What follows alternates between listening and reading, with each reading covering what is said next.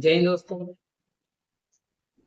आज हम class 10 chapter 7 निर्देशांक ज्यामिति कोऑर्डिनेट ज्योमेट्री का चैप्टर पढ़ रहे हैं, जिसके अंदर दूरी सूत्र के हेल्प से दूरी सूत्र के माध्यम से हम क्या करेंगे, पहले क्वेश्चन का आंसर सॉल्व करेंगे। बहुत ही इजी, बहुत आराम से सॉल्व हो जाएगा। पहले क्वेश्चन में हमें दो पॉइंट्स दे रखे हैं, दो वैल्यूज दे रखी हैं और हमें इनके बीच की दूरी ज्ञात करनी है। यानी हमें इन दोनों पॉइंट्स के बीच की दूरी क्या करना है, पता लगाना है। दोनों पॉइंट्स के बीच की क्या डिस्टेंस रहेगा, ठीक है ना।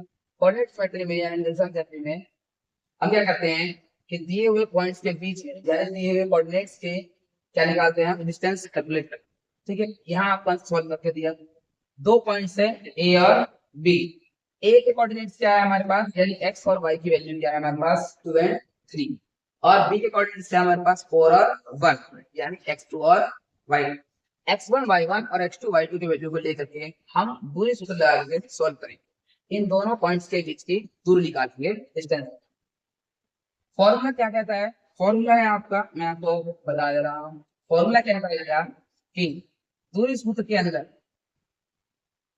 फॉर्मूला है आपका क्या, ये फॉर्मूला आपको बड़ा कर दिया दिखाई दे रहा होगा। x2 माइनस x1 का square plus y2 minus y1 का स्क्वायर।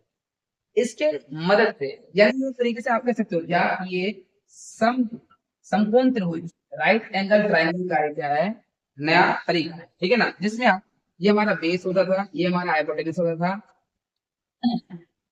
सॉरी ये बेस होता था, ये परपेंडिकुलर और ये हाइपोटेनस। यानी एक राइट एंगल ट्रायंगल में ये हमारा बेस होता था, ये परपेंडिकुलर और ये हाइपोटेनस होता था।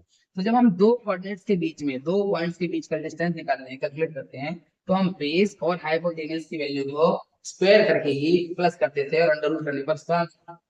उसी तरीके से हम यहाँ पर क्या कर रहे हैं, कर रहे हैं, काम कर रहे हैं। यहाँ हमारे पास क्या है, डिस्टेंस निकालना है हमें ए से बी पॉइंट। ठीक है, इन दोनों के बीच की दूरी निकालने के लिए हमने ये क्या है, फॉर्मूला लगा। ठीक, फॉर्मूला क्या था, फॉर्मूले में वैल्यू डालेंगे x2 यानी 4 और 4 माइनस x1 यानी 4 माइनस 2 का स्क्वायर प्लस में y2 यानी 1 और y1 यानी 3, तो 1 माइनस 3 का स्क्वायर। चार में से दो गया तो दो, दो का स्क्वायर करेंगे। एक में से 3 माइनस करेंगे -2। ध्यान, चाहे प्लस की वैल्यू होती है चाहे माइनस की वैल्यू होती है, अगर वो अंडर रूट है तो उसका आंसर जो है वो प्लस वाला ही आएगा। और अगर हम किसी अंडर रूट वैल्यू में स्क्वायर करेंगे, अगर हम माइनस का स्क्वायर करेंगे या फिर प्लस का स्क्वायर करेंगे, दोनों ही बार हमारा आंसर 4 आएगा। दोनों ही बार आंसर 4 आएगा, यानी निशान से करनी पड़ता है जब स्क्वायर कर रहे हो तो। क्यूब में नहीं, क्यूब में साथ आता है साथ में। ठीक है, तो 2 का स्क्वायर 4 और 2 का स्क्वायर 4 हो गया, अंडर रूट 8 आ गया। अब इसके हमें प्राइम फैक्टराइजेशन करने हैं, यानी अभाज्य गुणनफल।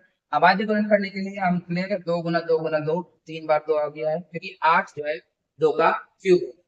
इसमें से दो के दो पेयर बन गए, जिसमें से हमने एक बाहर निकाल दिया, क्योंकि हमें पता है रूट के अंदर जब वैल्यू पेयर में होती है तो वो वैल्यू बाहर आती है, और एक अंडर रूट 2 रह गया है, यानी हमारा 2√2 यूनिट आंसर आ जाएगा। ये आपका पहले क्वेश्चन का फर्स्ट पॉइंट का आंसर आपका। ठीक है,